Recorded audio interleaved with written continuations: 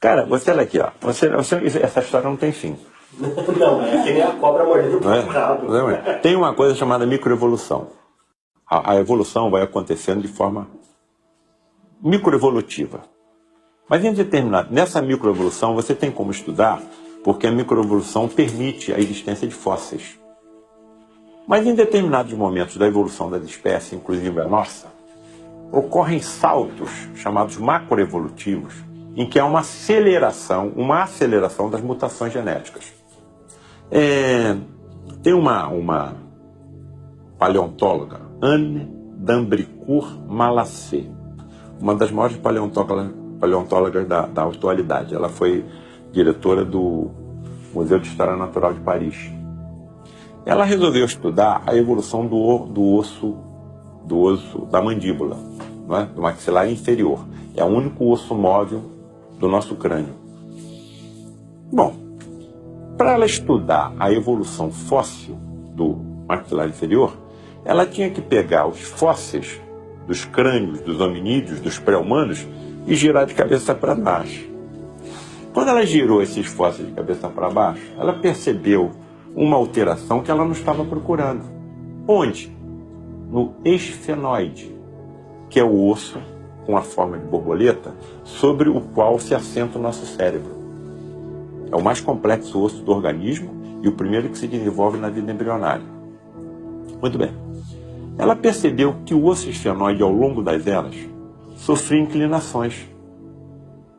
E quando essas inclinações aconteciam, havia um aumento da nossa calota craniana e da nossa massa encefálica, e nós nos tornávamos mais inteligentes. E também mais eretos, caminhando por duas pernas. Isso colocou por abaixo uma teoria chamada teoria das savanas, que nós andamos sobre duas pernas, de tanto nos erguermos pela relva onde habitávamos, em busca da presa que nós precisávamos para a nossa sobrevivência e do predador que vinha na nossa direção. De tanto nós nos erguemos, acabamos andando por duas pernas. Isso caiu. Há 60 milhões de anos, o esfenoide era horizontal, como o esfenoide dos lêmures da ilha de Madagascar. A primeira inclinação que Anne d'Ambricourt Malassez percebeu foi há 40 milhões de anos, e surgiram os símios. A segunda, 20 milhões de anos, e surgiram os grandes macacos. A terceira, há 6 milhões de anos, e surgiu o Australopiteco, que deu origem ao gênero Homo. Há 2 milhões de anos, surgiu o gênero Homo. E há 160 mil anos, surgimos nós, o Homo sapiens. Durante essas inclinações, a evolução corria de forma microevolutiva. Em determinados momentos, há saltos macroevolutivos e aumenta a velocidade da nossa evolução. Mas o mais importante que essa cientista descobriu foi que quando essas inclinações surgiam, elas aconteciam ao mesmo tempo em todas as partes do mundo onde estavam os pré-humanos. Na Ásia, na África, na Austrália, nas Oceanias, talvez nas Américas.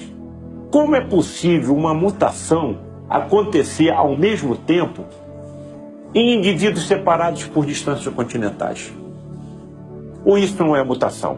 Isso está dentro de um planejamento inteligente, que está nos acompanhando há 3 bilhões e 500 milhões de anos, que é o tempo da existência da vida no planeta Terra.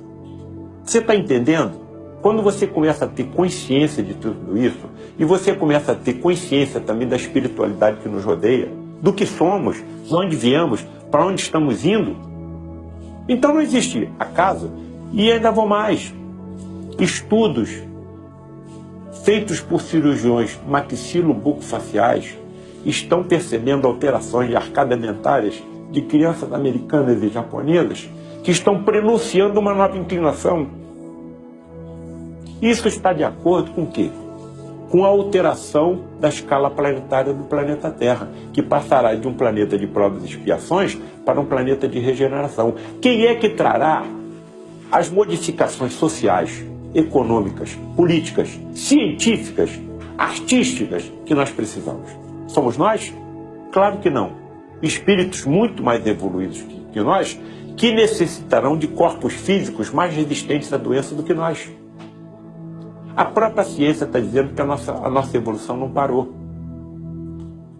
O nosso ADN, para constituir um corpo igual ao nosso, só utiliza 2,5% do seu comprimento. Então, para que os outros 98,5%? A ciência está dizendo que, à medida que nós formos evoluindo, trechos maiores do ADN serão utilizados na confecção de corpos humanos mais perfeitos.